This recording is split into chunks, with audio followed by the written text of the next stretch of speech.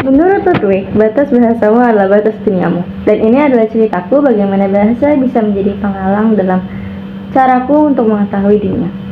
So, let's hear my story. Lahir dan besar di Jakarta membuatku sedikit terpapar oleh bahasa-bahasa tradisional. Karena biasanya di tempatku sendiri, bahasa yang sering kita pakai untuk komunikasi adalah bahasa Indonesia.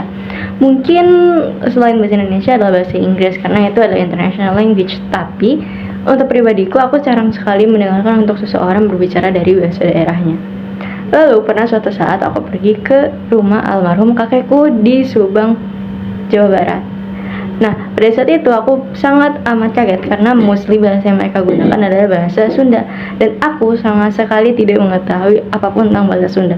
Mungkin kayak beberapa kata-kata simpel seperti kayak cenah dan lain sebagainya. Tapi aside from that, aku sama sekali nggak tahu apapun.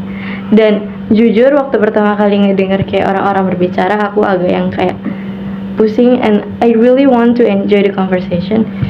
Tapi jujur aku sangat amat sedih karena aku tidak bisa mengikuti percakapan yang mereka lakukan.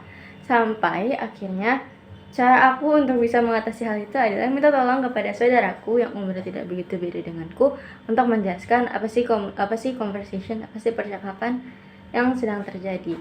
Dan for me personally it's such a really interesting story. Itu adalah salah satu hal yang membuat aku kayak penasaran banget, membuat aku enjoy dalam mendengar, dalam belajar bahasa-bahasa yang lain, tradisional maupun internasional.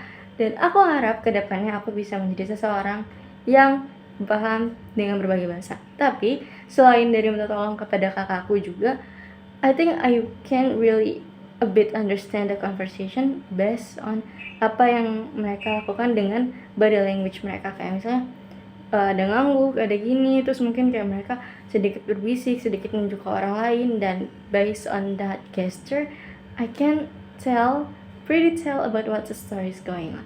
So yeah, that's my stories, and thank you for enjoying my stories, and bye bye, have a good day.